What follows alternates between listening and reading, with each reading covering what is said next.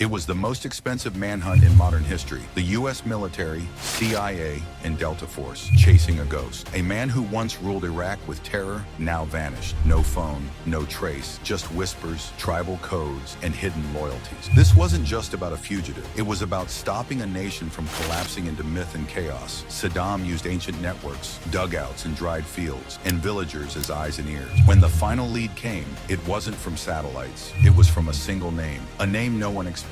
What followed was a covert raid, a fake shepherd, and a hidden spider hole that nearly fooled them all. You've heard "we got him." We got him. But you've never heard the full story behind those three words. This is not just a capture. It's a game of lies, betrayal, and a man who nearly outsmarted the world's most powerful military. This is the hunt for Saddam Hussein.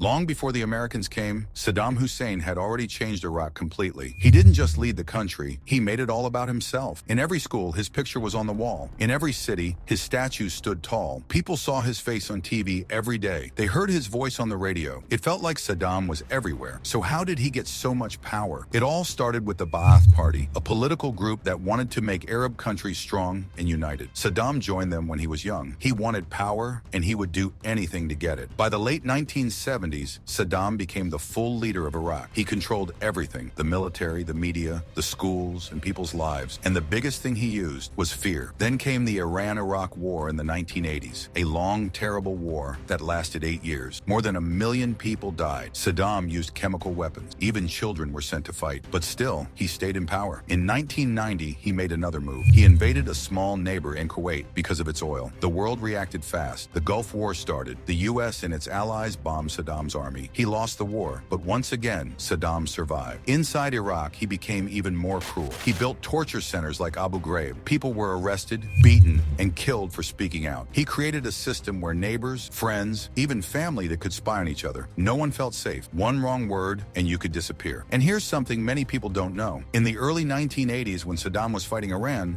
the U.S. actually gave him some quiet support. Why? Because back then, Iran was seen as a bigger threat. So in a way, the U.S. thought, the enemy of my enemy is my friend. But that friendship didn't last. By the 1990s, Saddam was seen as a brutal dictator. He ruled with fear, silence, and violence. And Iraq had become a country where only one man's word mattered. By early 2003, Iraq was once again in the center of the world's attention. The U.S. government, under President George W. Bush, had made a bold and dangerous claim that Saddam Hussein was hiding weapons of mass destruction, chemical, biological, maybe even nuclear weapons. The U.S. said Saddam had the power to launch deadly attacks, that he could help terrorists, that if they didn't act soon, something terrible could happen. They presented reports, maps, satellite images. They said trucks were moving poison gas. They said secret labs were hidden deep underground. And many Americans believed it, but not everyone was sure. Some experts questioned the evidence. Some said it didn't make sense. Saddam was dangerous, yes, but was he really planning to attack the world? Still, the decision had already been made. In March 2003, the invasion began. The U.S. called it Operation Iraqi Freedom. They were joined by British forces and a few other countries. Together, they were known as the Coalition. The goal was clear on paper: take out Saddam Hussein, find and destroy the weapons of mass destruction, and bring freedom and democracy to Iraq. But wars are never that simple. The U.S. military moved fast. Jet fighters flew over Iraqi skies. Missiles rained down on Baghdad. The world watched it all on TV, a city glowing with fire in the night. In the desert, American tanks cut through Iraqi defenses. Saddam's army, once feared in the region, fell apart quickly. Many soldiers surrendered. Others ran away. Some just threw away their uniforms and disappeared into the cities. And within just 3 weeks, Baghdad fell. It happened faster than anyone expected. In April 2003, U.S. troops entered the capital. Crowds gathered in Firdos Square, right in the center of the city. And with the help of an American tank, they pulled down a giant statue of Saddam. For years, that statue had stood as a symbol of power. Now, it crashed to the ground, face first. Iraqis cheered. Some hit it with their shoes, a deep sign of insult in Arab culture. It felt like the end of something huge, but something was missing. Saddam was gone. No one knew where he was. He had vanished, just like that. The man whose face had once been on every wall, every newspaper, every coin, had disappeared without a trace. Some said he was hiding in a village. Some believed he escaped to another country. Others feared he was planning a comeback, a secret army, maybe even a civil war. And then came the biggest surprise of all. There were no weapons Weapons of mass destruction. The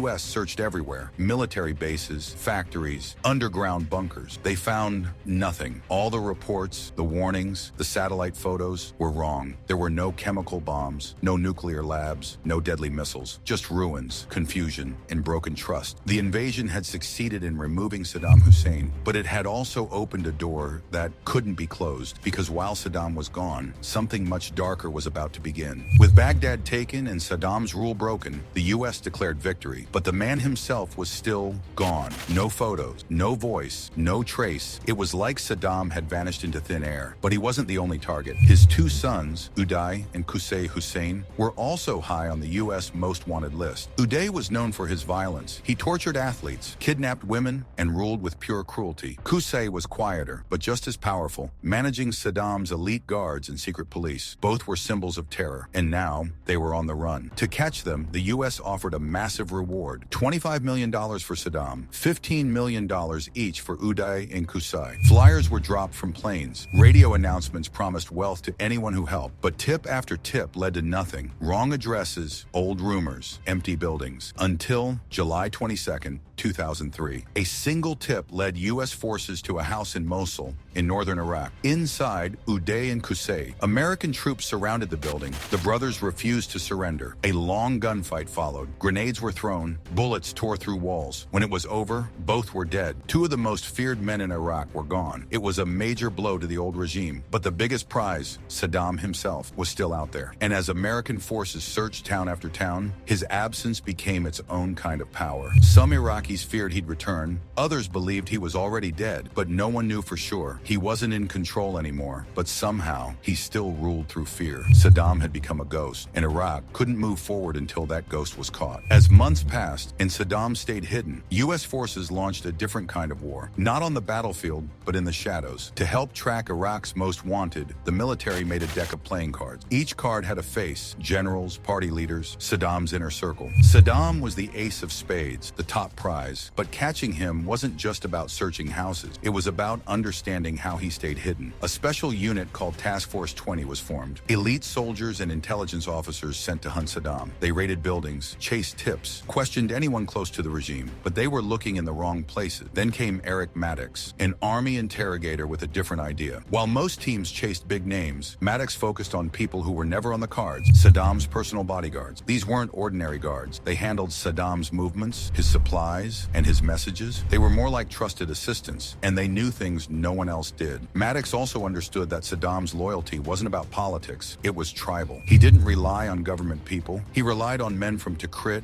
his hometown, family, cousins, old allies, people who followed him out of blood loyalty, not belief. Saddam's protection system had 3 layers: local watchers who reported movements, tribe members who moved supplies, and a few core men who actually guarded and hid him. Maddox followed one connection: the al-Muslit family, a tribal network tied to Saddam. By tracking them, questioning quietly, and watching closely, he got closer to Saddam than anyone else had. The breakthrough didn't come from a general, it came from a memory. Eric Maddox had been narrowing in on Saddam's tribal network. One name kept popping up: Mohammed Ibrahim, a trusted bodyguard, quiet and loyal. If anyone knew where Saddam was, it was him. But Ibrahim had vanished. No address, no trail. Until one day, Maddox questioned his relatives, and one young family member said something odd. "He used to take me fishing, near a pond in Samara." That small detail, a childhood memory, caught Maddox's attention. A fish pond, a calm place, a habit. He circled the area on the map and kept digging. Then came another clue. Ibrahim's uncle had an apartment in Baghdad. Quiet, low profile, too normal to notice, but just close enough to matter. U.S. forces raided it. Inside, they found him. Mohammed Ibrahim, Saddam's former bodyguard, captured without a fight. No headlines, no noise. But this was the turning point, because Ibrahim wasn't just another name. He was the man who had seen Saddam recently. Mohammed Ibrahim never said the location directly, but through small hints and vague directions, U.S. forces pieced it together. He mentioned a farm near the Tigris River, not far from from Saddam's hometown to Tikrit. He didn't point to a map, he didn't say names, but every sentence led them closer. It was enough. On December 13th, 2003, just before sunset, American troops moved into a quiet village called Ad-Dor. They closed in on a small farmhouse. Plain, dry, nothing special. But something felt off. Behind the hut, soldiers spotted a rope sticking out of the ground. They pulled it. A metal trapdoor lifted open, buried under the soil. Beneath it, a small, dark underground chamber. No sound, no movement. They shouted. No answer. Seconds later, one soldier prepared to throw a grenade down the hole. And then, a voice. A man slowly rose from the darkness, beard gray, face tired, hands up. It was Saddam Hussein. He didn't fight. He didn't speak. He simply gave up. This was the man who once ruled Iraq with fear, now pulled from a dirt hole, silent, thin, and beaten. The mission that had started with bombs and battalions ended with a rope, a trap door, and a whisper in the dirt. Saddam was gone, but Iraq's nightmare didn't end. The U.S. had won the war, but they had no real plan for what came after. No stable government, no roadmap for peace, just a country torn apart. Without Saddam's control, old divisions exploded. Militias rose, bombs returned, and out of the ashes came something far worse. ISIS. One dictator had fallen, but a new kind of terror had taken his place. America called it a mission for freedom, but to many on the ground, it felt like something else. A foreign power, replacing one strong man with another kind of force. Different flag, same silence. Saddam's image was destroyed, his statues pulled down, his name erased. But his legacy of fear lived on, in the streets, in the ruins, in the choices Iraq had to make for years after. History is never simple, and sometimes removing the villain doesn't end the story, it just changes the mask. If this made you think, subscribe Unblinx, where we uncover what others hide. And when you're done here, go watch our next documentary, Hunt for Osama bin Laden, the story they never taught you in school. Because the truth is never just one version.